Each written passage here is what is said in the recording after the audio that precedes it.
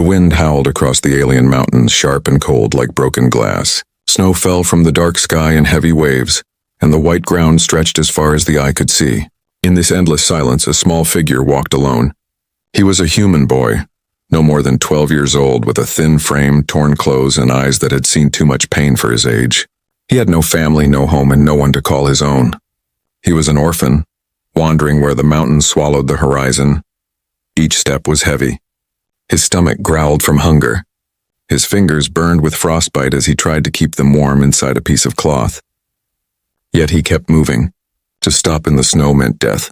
The boy had learned this rule the hard way, but tonight felt different. The air carried something strange, something alive. As the boy climbed a slope of jagged rocks, he stopped suddenly. There, carried by the wind, came a sound, a cry. It was faint, weak, almost like the sound of an injured animal. The boy's heart raced. His first thought was danger. Perhaps a beast lurked nearby, trying to lure prey, yet his ears told him otherwise. This cry was not of a beast. It was softer, broken, desperate. The boy tightened his torn coat around himself and followed the sound. His bare feet pressed into the snow, leaving thin trails behind. Step after step, the cry grew clearer. Finally, on the edge of a steep cliff, he saw her. A girl, not human. Her skin had a soft silver glow, her hair long and braided with threads of crystal. She was clinging to a rock ledge, her body trembling, her leg trapped beneath a fallen stone. Her wide alien eyes looked up in terror as the snow whipped against her face. She was no more than his age, maybe younger. The boy froze, his mind filled with questions. What was an alien girl doing here alone in this storm? Where was her family? Why was she crying for help in a place where no one should be? "Help, please," she whispered, her voice breaking. The boy's throat went dry. He looked at the drop beneath her. One wrong move and she would fall into the abyss. The mountain winds were growing stronger, making the rocks unstable. He knew he should leave. Helping her meant risking his own life. She was not human. Her kind might even hate him. And yet, something inside him refused to turn away. He remembered the nights he had cried out for help when hunger tore his belly and cold froze his body. No one came, not once. He had been left alone in the dark. He would not leave her. The boy lay flat on his stomach, stretching out his thin arm over the cliff. "Grab my hand," he shouted, his voice shaking from the cold. The girl's fingers twitched, but fear held her still. Snow piled on her hair, her face pale. "Do it now," the boy urged. "Before the rock breaks." At last she reached up, her glowing hand trembling as it touched his. Her skin was warmer than his frozen fingers, but weak. With all his strength, the boy pulled. The stone holding her leg slipped loose, crashing down into the abyss. For a moment it felt like she would fall too, dragging him with her. But he did not let go. With one final pull, the boy dragged her onto solid ground. Both of them collapsed in the snow, panting, their breaths forming mist in the freezing air. The girl's eyes filled with tears. "You saved me," she whispered. The boy said nothing. He was too exhausted to answer. His chest rose and fell rapidly, his arms shaking from effort. But deep inside, he felt something strange, something warm in the middle of this endless cold. He had saved someone. The storm roared above them, louder now, as if the mountains themselves had witnessed what had just happened. The boy knew this was only the beginning. He had no idea who this girl was or what danger had left her stranded on the cliff. But one thing was certain. His life was about to change forever. The storm did not stop. Snowflakes cut against their faces like tiny blades as the orphan boy and the alien girl struggled to move away from the cliff. The boy's arms ached from pulling her up, but he refused to slow down. The girl limped beside him, her legs still weak from the rock that had trapped her. For a long time they walked in silence. The only sound was the crunch of snow under their feet and the distant howl of the wind. The boy wanted to ask her many questions. Where she came from, why she was alone, who was chasing her. But her face looked too pale, too fragile. She needed rest more than words. Finally, they found a small patch of flat ground shielded by tall rocks. The boy stopped there and dropped his little bag, which carried nothing more than a dry piece of bread. His stomach growled, reminding him how long it had been since he had eaten. Yet, when he looked at the girl, shivering and holding her stomach, he did not think twice. He broke the bread into 2 uneven pieces. The larger piece he gave to her. The girl's wide silver eyes softened. Why give me more?" she asked in a broken voice. The boy shrugged, trying to act careless, though inside he was embarrassed. Because you're weaker right now. You need it. She looked at him for a long moment before taking the bread and eating slowly. Her hands shook, but every bite gave her a little strength. The boy ate his smaller piece quickly, forcing himself to ignore the hunger that burned inside him. After a while, the girl spoke again. My name is Lyra. The boy hesitated. He had not spoken his name in weeks, not to anyone.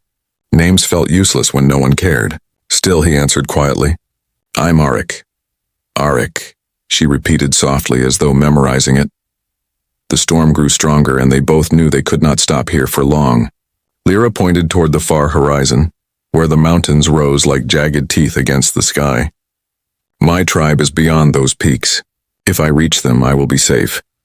Arik looked at the distance and felt his chest tighten. The journey would take days. He was already tired, and now he had another life to protect. Yet when he saw the fear in Lyra's eyes, he nodded firmly. Then we'll go there. They started walking again. The path grew steeper, with slippery rocks hidden under the snow. Arik went first, helping Lyra climb whenever she stumbled. Sometimes she cried out from pain in her leg, but he refused to let her stop. As the sun began to set, the air turned darker, colder. Strange sounds echoed across the mountains. At first, it was only the whistle of the wind, but soon there were other noises. Cracks, low growls, and soft footsteps. Arik's skin prickled. He turned his head quickly, scanning the shadows between the rocks. Someone's here, he whispered. Lyra froze, her breath visible in the icy air. Raiders? She asked, her voice trembling. Arik could not be sure. The sound of crunching snow followed them, close but not too close. Whoever it was, they were careful. Watching. Waiting. Arik pulled Lyra behind a cluster of rocks. Stay quiet, he ordered, though his own voice shook. He picked up a broken stick from the ground, holding it like a weapon. His heart pounded so loudly he was sure their pursuers could hear it. The footsteps grew closer, then stopped. Silence. Only the wind moved. Lyra squeezed his arm. Arik, I'm scared. He swallowed hard but forced a brave face. Don't be. I won't let anything happen to you. They stayed hidden until the noises faded into the distance. Yet Arik knew the danger was real. Someone or something was hunting them in these mountains. As the stars appeared above, the two children kept moving. Their shadows stretched across the snow, small and fragile against the vast wilderness. But in Arik's chest, a fire had started. He had promised to help her reach her tribe, and he would not break that promise. Far behind them, red eyes glowed faintly in the dark, watching every step they took. The night had fallen heavy across the mountains. The stars shone faintly through the storm, but the cold air made even breathing feel sharp. Arik and Lyra stumbled forward until they found the mouth of a shallow cave hidden between two cliffs. It was not big, but it was enough to block the cruel wind. Arik guided Lyra inside first. Her steps were uneven and her legs shook with every movement. Once they sat down against the rock wall, both of them let out long breaths. For a moment they listened only to the wind outside and the pounding of their own hearts. Arik searched his bag again, though he already knew there was nothing left. He had given Lyra most of the bread. Now his bag held only a thin cloth and a small piece of flint. Still, he struck the flint against a rock until tiny sparks leapt out. After several tries, he managed to light a small fire using dried twigs from the cave's floor. The fire flickered weakly but gave warmth. Both children leaned close, their faces glowing in the orange light. For the first time since they met, their eyes met without fear. Thank you, Lyra whispered. Without you, I would still be trapped on that cliff. Arik shook his head. Anyone would have helped. Her silver eyes softened. No, not anyone. People leave others to die all the time. You didn't. The words pierced his heart. He remembered the streets of the human settlements where no one cared if an orphan starved. He remembered shouting for help when soldiers burned his village, but no one came. For years he had believed kindness was a lie. Yet here he was, sharing his last food and fire with someone he had just met. For a long while, neither spoke. The fire popped gently. Outside, the storm cried like a wounded beast. Finally, Lyra began to speak again, her voice shaking as if each word carried weight. Raiders killed my family. They burned our home and chased those who escaped. I ran toward the mountains, but they followed. That's why I was hiding on the cliffs. Arik lowered his head. The pain in her voice was something he understood. I lost my family too, he admitted quietly. Long ago. I don't even remember their faces anymore. Lyra looked at him with surprise. So, you are alone? Just like me? He nodded. Yes, but now, maybe not completely. Her lips curved into the faintest smile. For the first time, she did not look like a stranger. She looked like someone who understood his loneliness. Hours passed. The fire grew smaller, and both of them leaned closer together to stay warm. Arik wrapped the thin cloth around her shoulders. She tried to protest, but he insisted. You need it more. As they began to drift toward sleep, Arik's sharp eyes caught something outside the cave. A mark in the snow. Not from animals. Not from the wind. A footprint. He stiffened and quickly stirred the fire to life again, pretending nothing was wrong so Lyra wouldn't panic. But inside, his thoughts raced. The same footsteps that had followed them earlier had come close, too close. Whoever was tracking them knew they had stopped here. He looked at Lyra. She had finally closed her eyes, resting for the first time since he met her. Her breathing was calm now, her body leaning against him for warmth. She trusted him completely. Arik clenched his fists. He was only a boy, but tonight he felt heavier, older. Protecting her was no longer a choice. It was a promise carved into his heart. Outside, the snow covered the tracks, but the danger had not vanished. Something or someone was still out there, waiting for the right moment. Arik stared into the fading flames, his jaw tight. They won't take her, he whispered to himself. Not while I'm alive. And so the cave became more than shelter. It became a place of trust, a fragile bond between two broken souls, an orphan human boy and an alien girl who had nothing left but hope. The cave was silent, except for the low crackle of the dying fire. Arik sat awake while Lyra slept peacefully against his shoulder. Every few minutes he glanced at the mouth of the cave. His mind kept returning to the footprint he had seen outside. Whoever had followed them was still out there, hiding in the dark. When the fire turned to ashes, Arik stood and stepped carefully toward the entrance. Snow blew inside, stinging his skin. He crouched low, scanning the white ground. The tracks were almost gone, buried by fresh snow, but he knew what he had seen. Someone was watching them. He clenched his fists. He could run away, leave the girl behind, and save himself. It would be easier. But when he looked back at Lyra, sleeping with her head resting gently against the wall, something in him hardened. He remembered the countless nights when no one helped him. He would not repeat that cruelty. When morning came, the storm slowed. Pale sunlight touched the mountain peaks, making them shine like knives. Lyra woke slowly, blinking at the light. We should go, she whispered. Arik nodded. Yes, but from now on we stay close. Don't leave my side. Her eyes widened. You saw something last night, didn't you? He hesitated, then answered honestly. Yes, someone followed us. Fear flickered across her face, but instead of breaking down, she straightened her back. Then we must be faster. Together they left the cave, climbing higher into the mountains. The paths grew narrower, with cliffs on both sides. Arik walked in front, testing the ground before letting Lyra step forward. Whenever she stumbled, he reached back to steady her. Hours passed before they finally rested under a tall frozen tree. Lyra shivered, hugging her knees. My tribe. It feels so far away, she said softly. Arik looked at the endless peaks stretching beyond them. It is far, but we'll get there. Why are you helping me? She asked suddenly. Her silver eyes locked onto his. Arik's lips parted, but no words came. He did not know the answer himself. Finally, he said, Because no one ever helped me, and I don't want you to feel the same pain. Her eyes glistened. She placed her hand gently on his arm. Then I will not forget this. I promise. For the first time, Arik felt something heavy lift from his heart. In her words, there was trust, but the moment of peace did not last. A sound broke the silence, metal clashing against stone carried by the wind.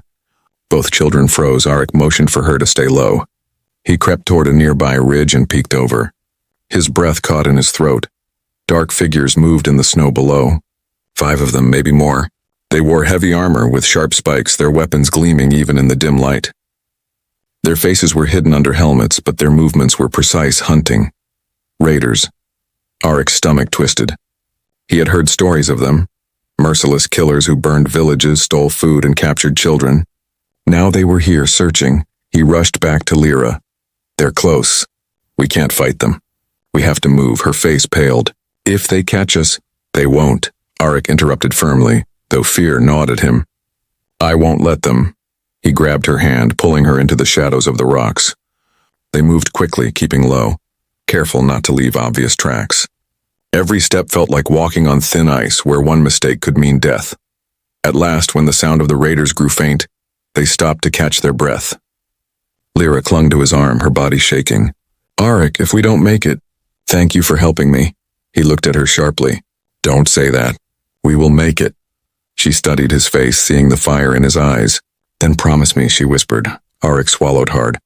The weight of her words pressed on him, but he nodded. "I promise. I'll protect you, no matter what." The mountains loomed darker as evening fell again. Shadows stretched long and the icy wind returned. Somewhere in that darkness the raiders moved closer. But inside Arik's chest a stronger flame burned. He had made a promise, and he would keep it, even if it cost him everything. The sun was sinking behind the mountains, painting the snow in deep shades of red and orange. Arik and Lyra hurried through the narrow path, their footprints pressed fresh into the powdery ground. Every gust of wind carried new sounds: clanking armor, heavy boots, sharp voices echoing from the cliffs. The raiders were near.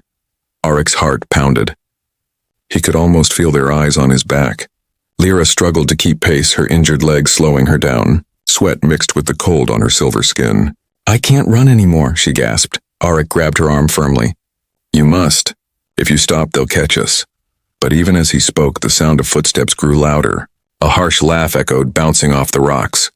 "They went this way," a deep voice called. Fear surged through Arik's chest. He looked around quickly, searching for a place to hide. The path split into two directions. One led up toward an open ridge, dangerous and exposed. The other led down, where a frozen waterfall glimmered faintly in the twilight. Without hesitation, Arik pulled Lyra toward the waterfall. "This way." They slid down the icy slope, nearly falling as sharp rocks scraped their hands. When they reached the frozen curtain of ice, Arik's eyes widened. Behind the waterfall was a narrow crack, an opening that could lead to safety. "Go inside," he whispered urgently. Lyra hesitated. "It's too small. What if we get trapped?" Arik shoved her gently but firmly. Better trapped than caught. She squeezed into the crack and Arik followed quickly after. The narrow cave smelled damp and cold. Water dripped from the icy ceiling, echoing like tiny bells. They pressed their backs against the walls, holding their breath as the sounds of raiders thundered outside. Boots crunched in the snow. Shadows passed across the frozen curtain. "They were here," one raider growled. Another voice answered, cruel and mocking. "Let them run. The mountains have no mercy. They won't last the night." The raider's laughter shook Arik to his bones. For a long time he and Lyra stayed silent, hardly daring to breathe. Finally the voices faded, swallowed by the wind. Arik exhaled slowly. His chest ached from holding his breath. He turned to Lyra, whose wide silver eyes shimmered in the dim light. She looked both terrified and amazed. "They didn't see us," she whispered. Arik nodded, though his face stayed tense. "We can't stay here. They'll keep searching." Together they crawled deeper into the icy passage until they reached a larger chamber. The walls glittered with frozen crystals, reflecting the last rays of light. It was beautiful, almost magical. But Arik's mind stayed sharp. Beauty could not hide danger. They sat down, their bodies trembling from both cold and fear. Lyra hugged her knees, staring at him. "You saved me again. Twice now." Arik looked down at his scraped hands. Blood stained the tips of his fingers, but he ignored the pain. "It's not about saving you. It's about surviving. We survived together." Her lips curved into a small smile. "Together," she repeated softly. For a few minutes silence returned, broken only by the drip of melting ice. Arik let himself relax just a little, but deep inside unease remained. He had seen the raiders with his own eyes. There were many of them, far more than he and Lyra could ever escape forever. He leaned back against the cold wall and whispered, almost to himself, "This is only the beginning." Lyra tilted her head. "What do you mean?" Arik stared at the icy ceiling above them. "They're not giving up. They'll come again, stronger. And next time, we might not be able to hide." Outside, far beyond the frozen waterfall, the sound of a horn echoed faintly across the mountains. The call of hunters. Lyra's hand gripped his tightly. "Then we'll face them together. You promised, remember?" Arik looked at her, the fire of determination burning once again in his chest. He nodded firmly. "I remember, and I won't break my promise." The cave was dark, but in that darkness, two young souls found a small light of courage. Morning light spilled across the mountains, turning the frozen peaks golden. Arik and Lyra stepped out from the icy cave, their bodies stiff from a night without sleep. The wind was calmer now, but their journey was far from easy. Their clothes were torn, their hands scratched, and hunger gnawed at their stomachs. Still, they pushed forward, each step filled with silent determination. Lyra's silver eyes lit up as she pointed ahead. "There, do you see it?" Arik narrowed his gaze. At first he saw only endless white and jagged cliffs, but then through the mist, small wooden towers rose above the snow. Smoke curled into the sky from distant fires. His chest tightened with relief. It was a village. They hurried as fast as Lyra's injured leg would allow. The closer they came, the more details appeared. Walls built of stone and wood, strange banners flapping in the cold air, and alien figures walking along the borders. When they finally reached the gates, guards rushed forward, spears in hand. Their skin glowed faintly like Lyra's, their sharp features wary and suspicious. One guard stepped closer, his voice cold. "A human boy? What is this?" Lyra raised her trembling hand. "Wait, he saved me. He brought me back." The guard's expression shifted. Confusion softened into recognition. One of them gasped. "Lyra, the lost child." In seconds, the gates opened and villagers poured out. Voices rose with shock and joy. Mothers cried. Children stared wide-eyed at Arik. Lyra was pulled into the arms of an older woman who sobbed uncontrollably. "You are alive," the woman whispered. "We thought the raiders had taken you." Arik stood awkwardly at the edge, watching the reunion. Relief warmed his heart, but he also felt like an outsider. He had no family waiting for him, no arms to run into. His presence drew whispers. "Why is a human here?" one villager muttered. "He looks poor. Dangerous," another said. Arik lowered his head, pretending not to hear. But Lyra pulled away from her people and ran back to him. She held his arm tightly, her voice strong. "He is with me. He saved me again and again. Without him, I would not be standing here." The villagers exchanged uneasy glances. At last, an elder stepped forward. His hair was white as snow, his eyes deep with wisdom. "If what she says is true, then you have our thanks, human. But you must know these mountains are not safe. Raiders have grown bold. They will come again." Arik nodded silently. He already knew. That night, the tribe gathered to celebrate Lyra's return. Fires burned bright, casting golden light on their glowing skin. Songs filled the air, though beneath the joy was a shadow of fear. Arik sat quietly near the edge, eating a small bowl of hot stew offered to him. The warmth spread through his body, easing his hunger for the first time in days. Lyra sat beside him, smiling. "See, I told you we'd reach them." Arik managed a small smile. "Yes, you were right." But before he could say more, a horn blew in the distance. The sound was deep, haunting, carried by the wind across the mountains. The villagers froze. The music stopped. Every face turned pale. The elder rose slowly, his voice trembling. "They are here. The raiders." Panic spread through the crowd. Mothers pulled children close. Warriors grabbed their weapons. Arik's bowl slipped from his hands, spilling into the snow. His heart hammered. 30 raiders, maybe more, were marching toward the village. He could almost hear their boots crunching in the distance. Lyra clutched his hand. Her voice shook, but her eyes were steady. "You promised you'd protect me. Does your promise still stand?" Arik stared at her, then at the frightened villagers around them. He swallowed hard, forcing courage into his voice. "Yes, I promised. And I will fight." The fires flickered against the stone walls of the village, shadows stretching long and fearful. Beyond the gates, the sound of war drums began to echo. The night of survival was over. The night of battle had begun. The night trembled with the sound of drums. From beyond the mountains, 30 raiders marched closer, their boots crushing the snow in steady rhythm. Fire torches lit up the darkness, glowing like angry eyes in the distance. The villagers stood behind their wooden gates, weapons shaking in their hands. Arik's body tensed as he gripped a spear one of the guards had thrust into his hands. It was heavier than anything he had ever held. His palms were sweaty, but he forced himself to stand tall. He had promised Lyra, and he would not break that promise. Lyra stood beside him, her silver eyes wide with fear, but also trust. "There are too many," she whispered. Arik tightened his grip. "Then we fight smarter, not harder." The elder raised his staff, calling out to the villagers. Stand strong. This is our home. His voice echoed across the snowy ground, but fear still hung heavy in the air. Most of the tribe had never faced so many raiders at once.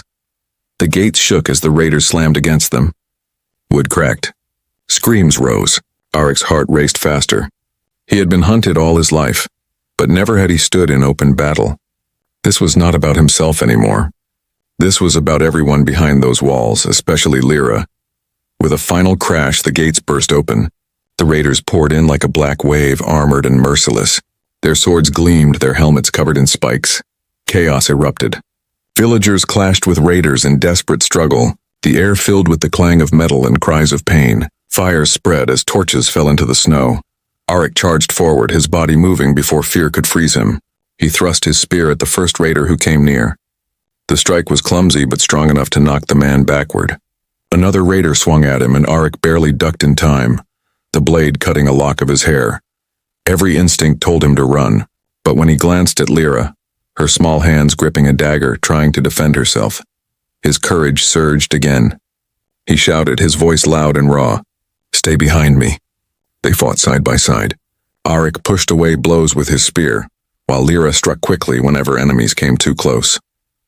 For every raider they stopped, 3 more appeared, but still they refused to fall. The elder's voice cried out in warning. "They aim for the children. Protect them." Arik's chest burned with rage. He saw a raider rushing toward a group of young ones hiding near a hut. Without thinking, he sprinted across the snow, ramming his spear into the raider's chest. The man collapsed with a roar. Arik stood panting, his arms shaking, but inside a fire burned stronger than ever. The battle raged for what felt like hours. Villagers screamed, weapons clashed, blood stained the snow. Arik's body ached, his breath heavy, yet he kept moving, kept fighting. At last, as the first light of dawn broke across the mountains, the raiders began to falter. Many lay fallen, while the rest dragged their wounded away. Their leader, a massive figure with a jagged blade, shouted in frustration, "This isn't over, human. We'll return." With that, the raiders retreated into the white distance, their drums fading like dying thunder. The village stood silent, broken but alive. Fires smoldered. Families clung to one another, weeping with relief. Arik dropped his spear, his arms too heavy to hold it anymore. His knees nearly buckled, but Lyra rushed to his side, supporting him. Her eyes glistened with tears. "You kept your promise," she whispered. He looked at her, exhaustion painted across his face, but a small smile curved his lips. "I told you, I wouldn't let them take you." The elder approached, placing a firm hand on Arik's shoulder. "You fought like one of us. You are no longer an outsider. You are family now." For the first time in his life, Arik felt the warmth of belonging. The boy who had once walked the mountains alone was no longer just an orphan. He had a place, a people, and a promise fulfilled. Above them, the sun rose over the peaks, bright and golden. The storm was gone. The raiders would return one day, but when they did, Arik knew he would be ready. Because now he was no longer fighting alone.